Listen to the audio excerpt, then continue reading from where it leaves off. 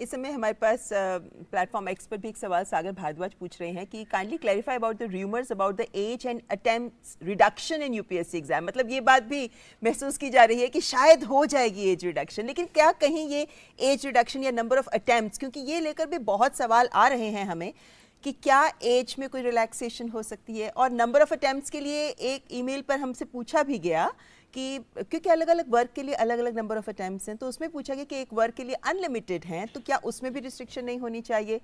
Let's have a level playing field. तो सबसे पहले तो मैं कहूँगा कि एज और नंबर ऑफ अटेम्प्ट्स के बारे में बहुत सारे व्यूज़ आते हैं।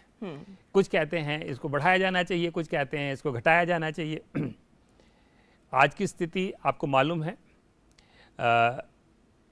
जो जनरल कैंडिडेट्स हैं उनके लिए 32 इयर्स मैक्सिमम है। ये 2014 में बढ़ाई गई थी। जब मैंने दिया था तब 26 साल होती थी। अच्छा, तो ये बढ़ाई गई है।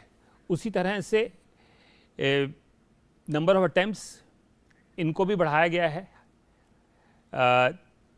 इस समय 6 अटेम्प्ट जनरल कैटेगरी के कैंडिडेट्स को मिलते हैं, पहले ज़माने में 3 अटेम्प्ट्स होते थे, तो ये बढ़ा दिए गए हैं सब। और ओबीसी के लिए आज एज की लिमिट 35 इयर्स है और अटेम्प्ट्स 9 हैं।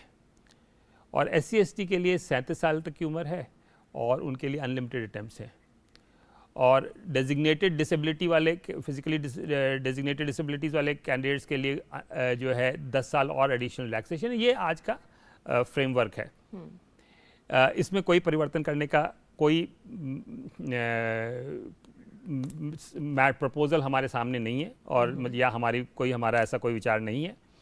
ये सब चीज़ें बहुत समय में धीरे जो करते करते एक स्टेबल सिचुएशन में पहुंची हैं। आज की सोशल सिचुएशन को देखते हुए लोग कुछ कहते हैं कम करें, कुछ कहते हैं ज़्यादा करें। ये लोगों के अपने इंडिविजुअल रिक्वायरमेंट के हिसाब से व्यूज़ आते रहेंगे, लेकिन एक बैलेंस्ड राउंडेड व्यू लेके इस सिचुएशन पे हम पहुँचे हैं और इसी पे हम लोग अभी चल रहे हैं। तो अभी एज लिमिट या नंबर ऑफ अटेम्प्ट्स में कोई प्रपोजल ऐसा अंडर कंसिडरेशन नहीं है, तो ऐसा कोई र्यूमर भी है तो उस पर विश्वास ना किया जाए।